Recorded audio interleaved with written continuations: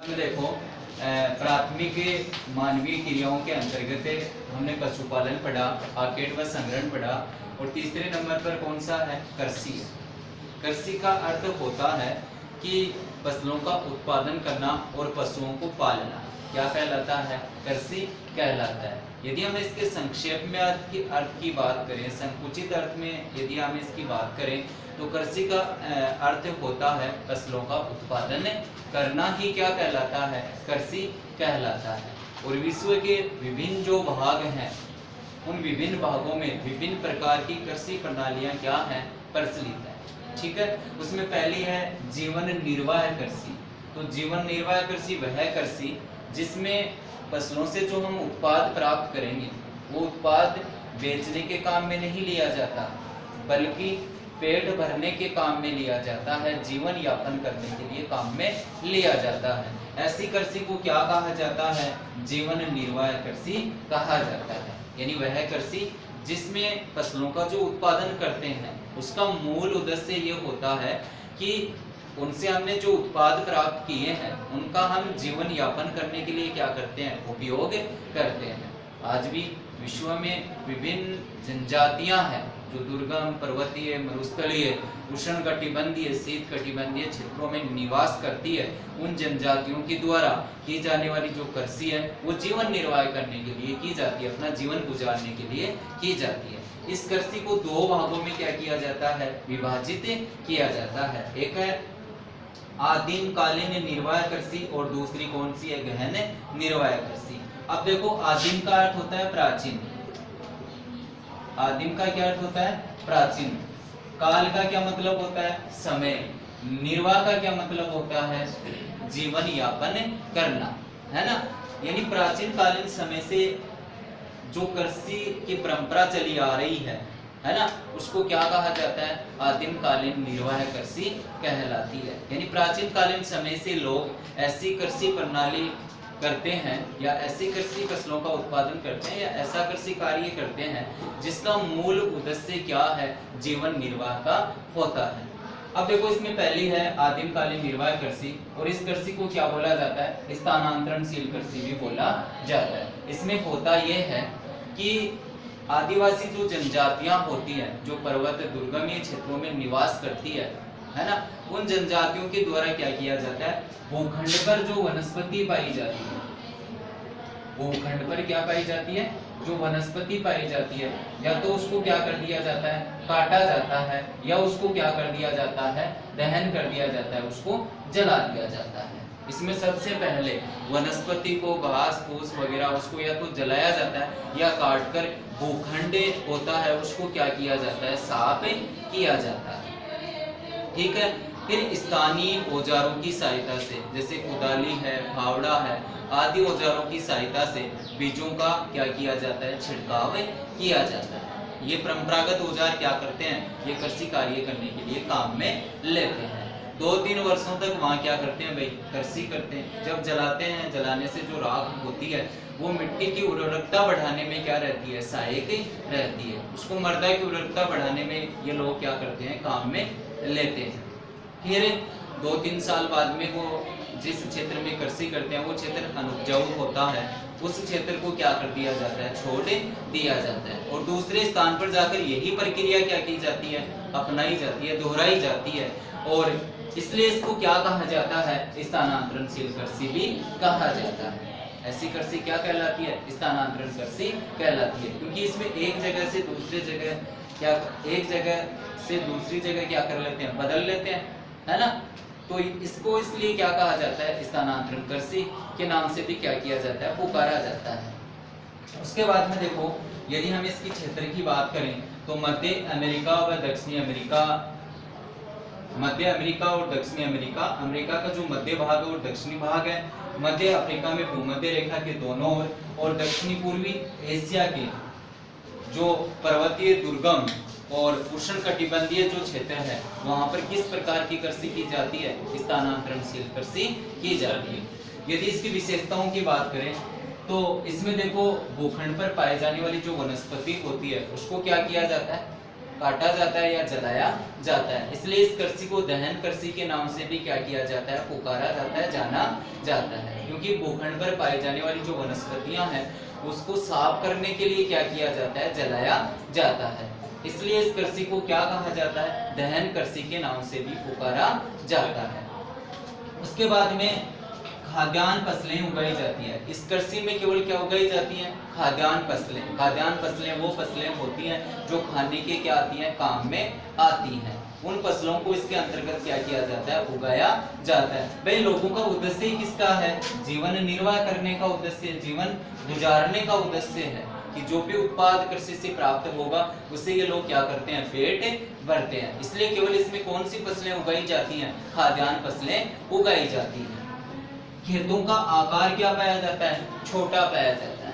खेतों का जो आकार होगा वो कैसा होता है, छोटा होता है। विस्तृत भाग पर ये कृषि नहीं की जाती, छोटे छोटे भूखंडों पर ये क्या की जाती है, कृषि की जाती है। छोटे छोटे खेतों पर ये कृषि की जाती है। इसलिए इस कृषि में खेतों का आकार पाया जाता है वो बिल्कुल क्या पाया जाता है, छोटा पाया जाता है। पुराने औजारों से ये कृषि पुराने औजारों की सहायता से की जाती है। परंपरागत जो औजार कृषि में काम में लेते आ रहे हैं प्राचीन कालीन समय से, उन्हीं औजारों का, उन्हीं उपकरणों का ये कृषि करने के लिए क्या करते हैं, काम में लेते हैं। जैसे फावड़ी है, कोदाली है, आदि औजारों को ये लोग क्या करते हैं, काम में लेते हैं। उसके बाद में अब ये जो कृषि की जाती है ये विश्व के उष्णकटिबंधीय क्षेत्रों में की जाती है। कौन से क्षेत्रों में की जाती है, उष्णकटिबंधीय क्षेत्रों में ये कृषि की जाती है। समझ गए, उष्णकटिबंधीय क्षेत्रों में ये कृषि की जाती है। इसलिए इस कृषि को विश्व के अलग अलग क्षेत्रों में अलग अलग नामों से क्या किया जाता है, पुकारा जाता है। अलग अलग इस नामों से इसको क्या किया जाता है, जाना जाता है। जैसे हम बात करें भारत के उत्तरी पूर्वी जो राज्य हैं, भारत के उत्तरी पूर्वी जो राज्य है, अरुणाचल प्रदेश है, असम है, मेघालय है, त्रिपुरा है, नागालैंड है ना, सिक्किम है, ये भारत के उत्तरी पूर्वी राज्य हैं। और इन उत्तरी पूर्वी राज्यों में स्थानांतरणशील जो कृषि करते हैं उसको भारत में किसके नाम से पुकारा जाता है, झूमी के नाम से पुकारा जाता है। दक्षिणी भारत में इसको क्या कहा जाता है, दीपा के नाम से पुकारा जाता है। दक्षिणी भारत में जैसे आंध्र प्रदेश है ना, तेलंगाना है, ठीक है ना, और जैसे सतपुड़ा है, विंध्याचल है ना, इन पर्वतीय क्षेत्रों में एक जनजाति निवास करती है और उस जनजाति का नाम है कौन जनजाति, ठीक है ना, वो स्थानांतरणशील कृषि करती है, उसको भी क्या कहा जाता है, दीपा के नाम से पुकारा जाता है। तो भारत में स्थानांतरणशील कृषि या आदि में कालीन जो निर्वाह कृषि है उसको किस नाम से जाना जाता है, दीपा के नाम से जाना जाता है। भाई कृषि वही है, इसमें काम वही है, लेकिन अलग अलग क्षेत्रों में इसको अलग अलग नामों से क्या किया जाता है, पुकारा जाता है। अलग अलग जगह इसके अलग अलग स्थानीय क्या पाए जाते हैं, नाम पाए जाते हैं। उसके बाद में देखो मध्य अमेरिका व मेक्सिको में, मध्य अमेरिका और मेक्सिको में यानी उत्तरी अमेरिका जो महाद्वीप है उसमें इसको किसके नाम से पुकारा जाता है, मिल्पा के नाम से क्या किया जाता है, पुकारा जाता है। उसके बाद में देखो मलेशिया और इंडोनेशिया में इसको लद्दाख कहा जाता है, श्रीलंका में इसको क्या कहा जाता है, चेन्ना के नाम से पुकारा जाता है, यूरोप में से स्वीडन कहा जाता है, वियतनाम में से रे कहा जाता है, और वेनेजुएला दक्षिण अमेरिका महाद्वीप का देश है, वहां इसको किसके नाम से पुकारा जाता है, कोनुको के नाम से क्या किया जाता है, पुकारा जाता है। ठीक है, अब आपको ये याद रखना है यहाँ से, क्योंकि बोर्ड एग्जाम में यहाँ से क्वेश्चन दे सकता है 1 नंबर का, और क्या करवा सकता है, सुमेल करवा सकता है, ठीक है ना, देशों के नाम दे देगा और दूसरी तरफ क्या कर देगा, कृषि दे देगा, और फिर आपको प्रश्न में ये कहेगा कि ये जो देश दे रखे हैं और कृषि दे रखे हैं इनको क्या करने हैं, सुमेलित करने हैं, ठीक है ना। जैसे आपको इंडोनेशिया दे दिया गया, मान लो इंडोनेशिया दे दिया, श्रीलंका दे दिया, वियतनाम दे दिया, वेनेजुएला दे दिया, 4 दे दिए, और इनके सामने इनको अदल बदल कर लिख दिया और फिर इनको क्या करना है, सुमेल करना है। ऐसा क्वेश्चन यहाँ से क्या किया जा सकता है, दिया जा सकता है। यह आदिम कालीन निर्वाह कृषि है जिसमें खेतों का आकार छोटा होता है, इसको दहन कृषि कहा जाता है, पुराने औजारों की सहायता से की जाती है और विश्व के उष्णकटिबंधीय क्षेत्रों में की जाती है, और उन उष्णकटिबंधीय क्षेत्रों में इसको अलग अलग नामों से क्या किया जाता है, पुकारा जाता है, जाना जाता है। देखो उसके बाद में गहन निर्वाह कृषि है। अब गहन निर्वाह कृषि का मतलब ये होता है, ये कृषि में जो भी फसलों का उत्पादन होगा वो जीवन यापन करने के लिए किया जाएगा। इसके लिए किया जाएगा, जीवन यापन करने के लिए ही किया जाएगा। लेकिन ये कृषि उन क्षेत्रों में की जाती है जहाँ खेतों का आकार तो कैसा होता है, खेतों का आकार तो क्या होता है, आकार तो क्या होगा, छोटा होगा, है ना। और लोग अधिक क्या करते हैं, निवास करते हैं, ठीक है ना। इसका मतलब ये हुआ कि ये कृषि उन क्षेत्रों में की जाती है जहाँ संघन जनसंख्या क्या करती है, निवास करती है, जहाँ जनसंख्या अधिक है परंतु खेतों का आकार क्या पाया जाता है, छोटा पाया जाता है। वहाँ छोटे आकार के खेतों पर विभिन्न प्रकार की फसलों का उत्पादन जीवन निर्वाह करने के लिए किया जाता है। ऐसी कृषि को क्या कहा जाता है, गहन निर्वाह कृषि कहलाए। यानी छोटे आकार पर, है ना, पारिवारिक सदस्यों के द्वारा ही, है ना, कृषि की जाती है। ऐसी जो कृषि होती है उसमें जो फसलों का उत्पाद जो प्राप्त होगा उसका मूल उद्देश्य किसका होगा, जीवन निर्वाह करने का होगा। और ये कृषि मुख्य रूप से एशिया जो महाद्वीप है, एशिया महाद्वीप के संघन जनसंख्या वाले जो देश हैं, जो संघन जनसंख्या वाले क्षेत्र है, वहाँ पर किस प्रकार की कृषि की जाती है, गहन निर्वाह कृषि की जाती है। भाई विश्व का सबसे बड़ा जनसंख्या की दृष्टि से जो महाद्वीप है वो कौन सा है, एशिया है। विश्व की 60% जनसंख्या अकेले एशिया महाद्वीप में क्या करती है, निवास करती है। और एशिया महाद्वीप का दक्षिणी पूर्वी और दक्षिणी जो भाग है वहाँ सर्वाधिक जनसंख्या निवास करती है। और उन्हीं क्षेत्रों में इन मानसूनी जलवायु वाले जो देश है उनमें कौन सी कृषि की जाती है, गहन निर्वाह कृषि की जाती है। और इस कृषि को दो भागों में विभाजित किया जाता है, इसको दो भागों में विभाजित किया जाता है। एक होती है चावल प्रधान गहन निर्वाह कृषि और एक होती है चावल विहीन गहन निर्वाह कृषि या चावल रहित गहन निर्वाह कृषि।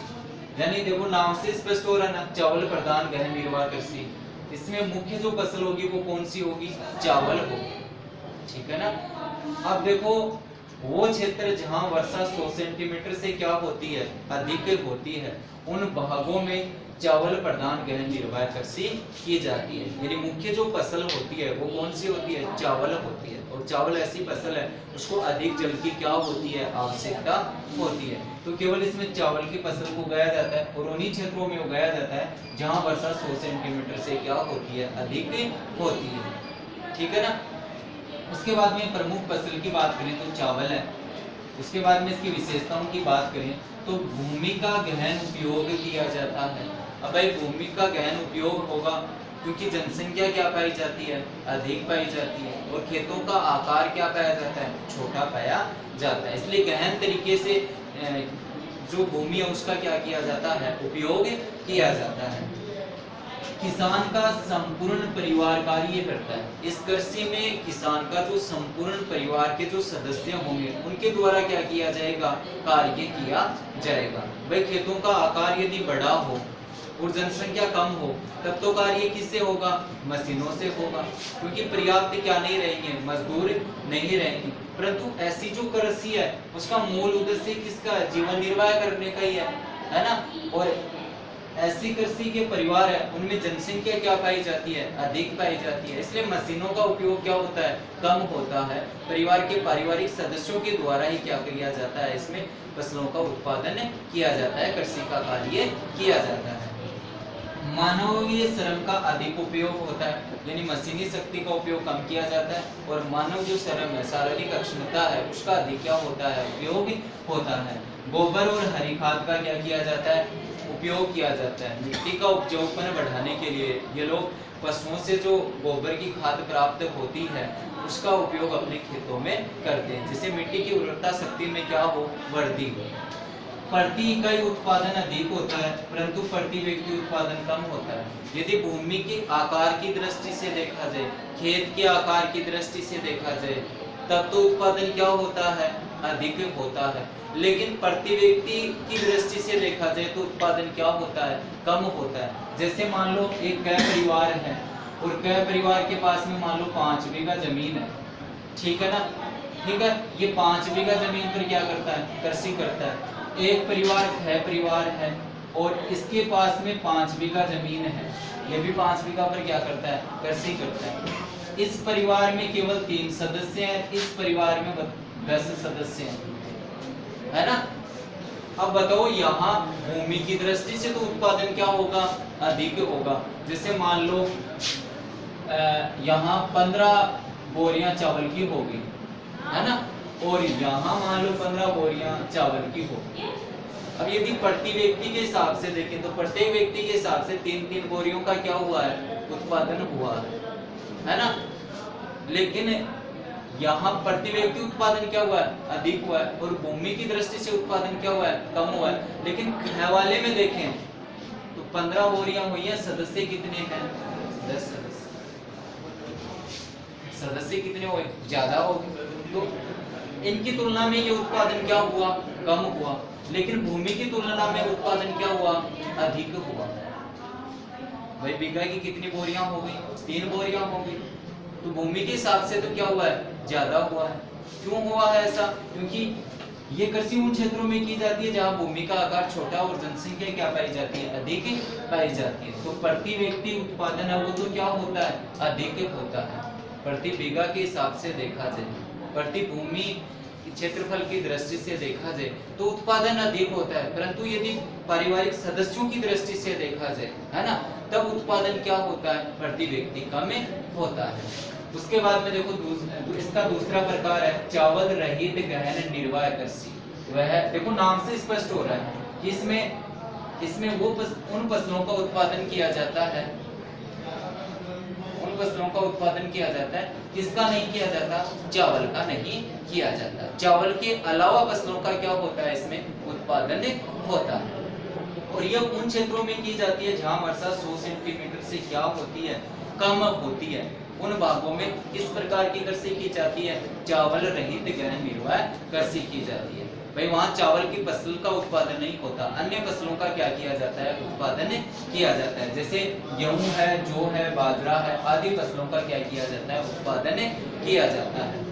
विशेषताओं की यदि बात करें तो इसमें ये जो कृषि की जाती है ये किसके लिए की जाती है, जीवन निर्वाह करने के लिए की जाती है, पेट भरने के लिए की जाती है। परिवार के सदस्यों का शारीरिक श्रम का क्या किया जाता है, अधिक उपयोग किया जाता है। यानी मानवीय श्रम का, मानवीय मेहनत का उपयोग क्या होता है, अधिक होता है। खेतों का आकार कैसा पाया जाता है, छोटा पाया जाता है। और ये कृषि उत्तरी चीन है, मंचूरिया है, उत्तरी कोरिया है, उत्तरी जापान है और भारत के वो क्षेत्र जहां वर्षा 100 सेंटीमीटर से क्या होती है, कम होती है, उन क्षेत्रों में किस प्रकार की कृषि की जाती है, चावल रहित कृषि की जाती है।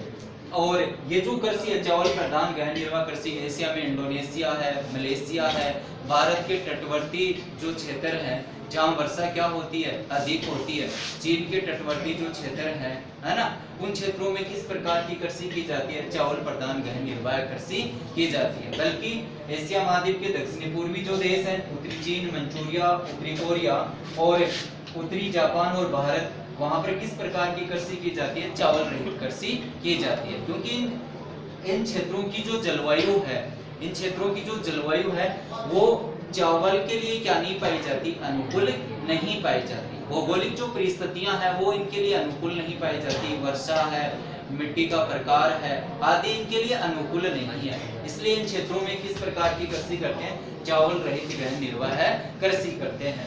उसके बाद में फसलों, भाई वर्षा कम होती है तो फसलों की सिंचाई क्या करनी पड़ती है, अधिक करनी पड़ती है। देखो सिंचाई किसे कहते हैं, सिंचाई वह प्रक्रिया होती है जब वर्षा के अभाव में कृत्रिम साधनों का उपयोग करके, कृत्रिम ढंग से या कृत्रिम साधनों का उपयोग करके जब फसलों को पानी दिया जाता है तो वो प्रक्रिया क्या कहलाती है, सिंचाई कहलाती है। और जिन साधनों के माध्यम से दिया जाता है वो क्या कहलाते हैं, सिंचाई के साधन कहलाते हैं। तो गहन निर्वाह कृषि को कितने भागों में विभाजित किया जाता है, 2 भागों में विभाजित किया जाता है। एक वो कृषि जिनमें मुख्य प्रधान जो फसल होती है वो चावल होती है, अधिक वर्षा वाले क्षेत्रों में की जाती है, और दूसरी वो गहन निर्वाह कृषि है जिसमें चावल मुख्य फसल नहीं होती, चावल के अलावा जो फसलें होती हैं जिनको कम पानी की क्या होती है आवश्यकता होती है, उन फसलों का क्या किया जाता है उत्पादन किया जाता है।